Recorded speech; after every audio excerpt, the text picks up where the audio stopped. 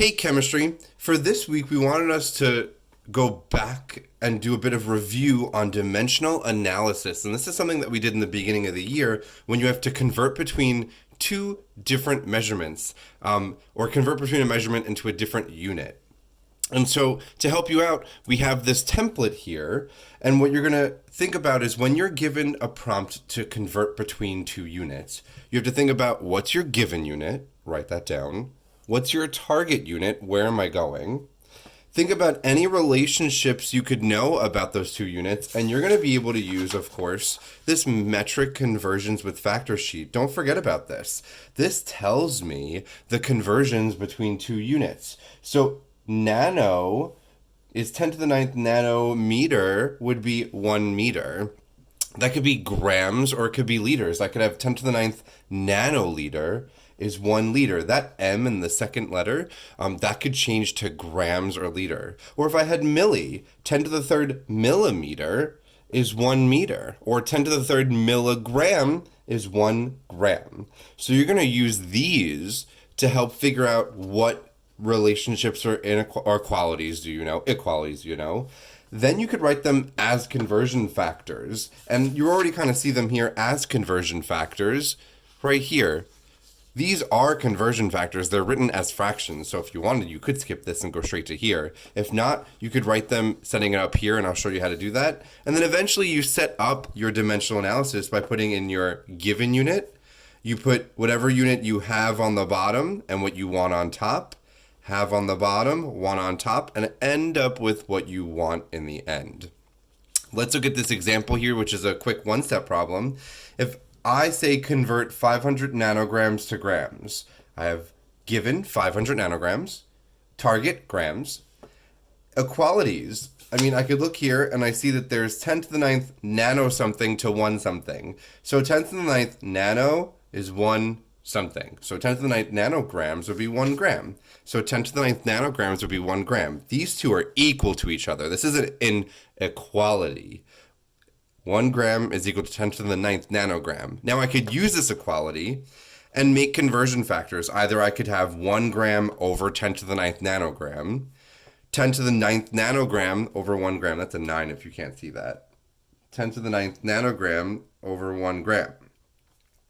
And you're going to have to figure out which of these conversion factors I need to use. Remember, the way that I use conversion factors is I start with what I have, and then the unit of what I have needs to be on the bottom of my conversion factor.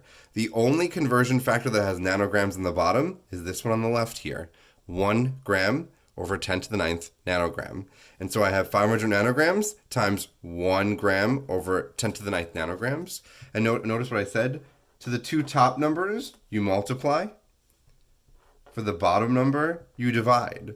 So I'm going to do 500 times 1 divided by 10 to the ninth, and I get 5.0, or 5, times 10 to the minus 7th gram, right? Because I wanted to go from nanograms to grams, and you're good. Let's look at a two-step example that's already done. For this one, I have 900 milligrams, and I want to go to nanograms. So I have to go to my conversion paper, and I already have them written here, but I have to find nano and milli.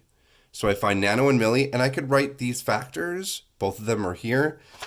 And here are the equalities. Now, if you want, you could skip this equality step because we already have a paper that has conversions. But what if you don't have factors on a piece of paper? You could write them easily as fractions. So I have 10 to the ninth nanogram is 1 gram. 10 to the third milligram is 1 gram. These are my equalities. If I had 10 to the ninth nanograms, that would be equal to a gram. If I had 10 to the third milligrams, that would equal to a gram. And then I could write them as conversion factors. 1 gram over 10 to the third milligram, or 10 to the third milligram over 1 gram. And then the other one I could write 10 to the third 10 to the ninth nanogram over 1 gram, or 1 gram over 10 to the ninth. That should say nanogram. Okay. And so I have to figure out which of these conversion factors I'm using. Well, if I start with 900 milligrams, which is what I'm given, I write with what I'm starting, right? This is my given. I don't have any conversions here that go milligram to nanogram. I have milligram and I have nanogram. So I'm going to have to use one of each of these. So if I start with milligram, I need to have milligram on the bottom. The only conversion factor that has milligram on the bottom is this one. So I use that first. I have milligram on the bottom. Now if I just do this alone, this is going to get me to grams. But I don't want grams. I want nanograms. And just like in the previous one, if I want to go from grams to nanograms, I'm going to have to use this conversion factor. I'm going to have to use one of these. Well, if I'm left with this one, I'm left with grams on top here. So I need to have something that has grams on the bottom and then gives me nanograms. The only one that has grams on the bottom and then gives me nanograms is this one. And so I'll end up doing milligrams, 900 times 1 divided by 10 to the third, which is 1,000, and then times 10 to the ninth divided by 1. So keep in mind, you always multiply all things on top and you divide all things on the bottom. You could combine these two and just say 900 times 10 to the ninth divided by 10 to the third if I wanted to get all of that out.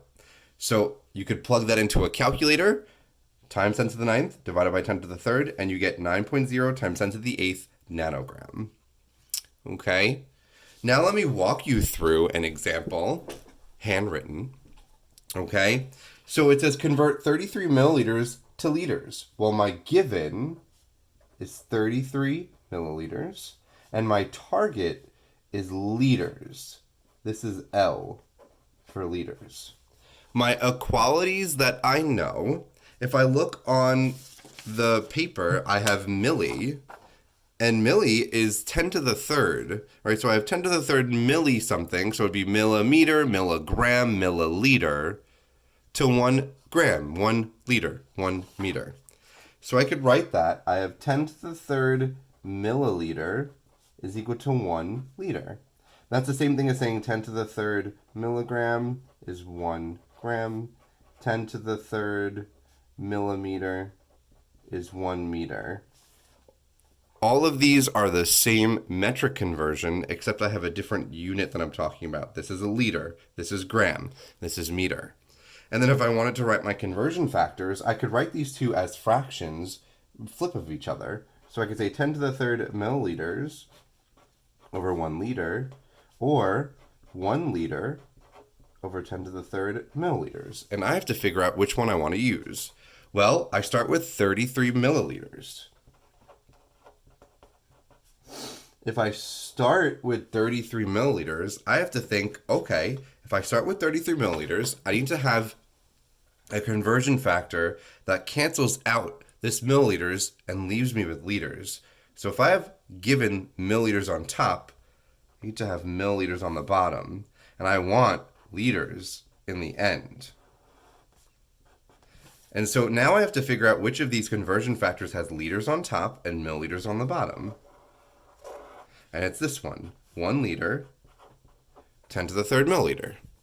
And so what I do now is I'll do 33 times 1 divided by 10 to the third, which is just 1,000. So I could do 33 times 1, and then I could do divided by, parentheses, 10 raised to the third, and I get my answer, 0.033. 0.033 liters. Okay? So this is me walking you through how you could use this template to set it up. Use this template now to try and do some of these practice questions that you see here on this next page. You could choose to print this out. You could choose to do this in your notebook, or we could have some other way for you to share these answers. But you could feel free to try and use the template here in any of these spaces, right? So for the first one, I'm given 115 centiliters, and my target, or what I want, is liter. And then you could look up a conversion factor, and you could see that there are 10 to the second centisomethings or centiliters in 1 liter. And I could write that as 10 to the second centiliters over 1 liter, or 1 liter over 10 to the second centiliters. And then I could figure out if I start with 115 centiliters, if I start with centiliters, I need something with centiliters on the bottom, which is this one. 1 liter, 10 to the second centiliter. And I could do my math. 115 times 1 divided by 10 to the second. That's going to be 1.15 liter. So that's how you could quickly do the rest of these problems. So make sure you use the conversion factor and you identify your conversions and your equalities, and you could be able to answer the rest of these questions.